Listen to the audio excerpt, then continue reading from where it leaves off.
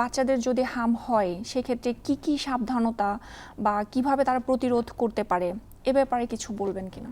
হামের প্রতিরোধের একমাত্র এবং সবচেয়ে ইম্পর্টেন্ট হচ্ছে ভ্যাকসিনেশন, টিকাদান। বাংলাদেশ গভর্নমেন্ট সুন্দর ইপিআই শিডিউল করেছে, যেটা আমাদের দেশে প্রায় 95 থেকে 97% সাকসেসফুল। আমরা পাশের ইন্ডিয়া বা পাকিস্তানের থেকেও কিন্তু আমাদের ইপিআই ভ্যাকসিনগুলোতে নিয়ে খুবই স্যাটিসফাইড। এই হামের টিকাটা দেওয়া হয় 9 মাস বয়সে একবার এবং 15 মাস বয়সে একবার। প্রতিরোধ করতে পারেন অভিভাবকরা এই দুইটা টিকা দিয়েই। আরেকটি হচ্ছে শিশুকে পর্যাপ্ত পরিমাণে যত্ন করা, পুষ্টিকর খাবার দেওয়া। যেমন প্রোটিন কি করে, অ্যান্টিবডি প্রোডাকশন করে। প্রোটিন বেশি থাকে মাছ, মাংস, ডিম আর দুধে।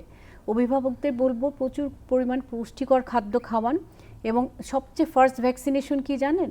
সেটা হচ্ছে colostrum, that is first breast milk, যেটা মা জন্মের পর বাচ্চাকে দিয়ে থাকে। সেটাতে প্রচুর অ্যান্টিবডি থাকে, তাহলে কোনো বাচ্চা যেন কলোস্ট্রাম মিস না করে।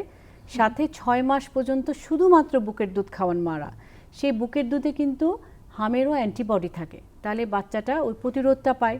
এরপরে 6 মাস পর থেকে যে পুষ্টিকর খাবার দিতে হয়, যেটা কমপ্লিমেন্টারি ফিডিং, তারা যেন অবশ্যই দেন, সাথে মাছ, মাংস, ডিম, দুধ অ্যাড করে।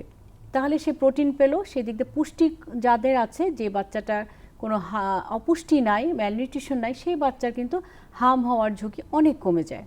এছাড়া যে বাচ্চার হাম হবে, অনেক আমাদের এখন হাম কেন বেশি হচ্ছে? বাচ্চারা জ্বর নিয়ে স্কুলে যাচ্ছে, মার্কেটে যাচ্ছে, আত্মীয় স্বজনের বাসায় যাচ্ছে, বিয়ে সাথীতে যাচ্ছে, অথচ সে জানেই না তার হাম। কারণ হামের র্যাশ আসে 4 দিন পর। এর মধ্যে সে অনেকজনকে ছড়িয়ে ফেলছে।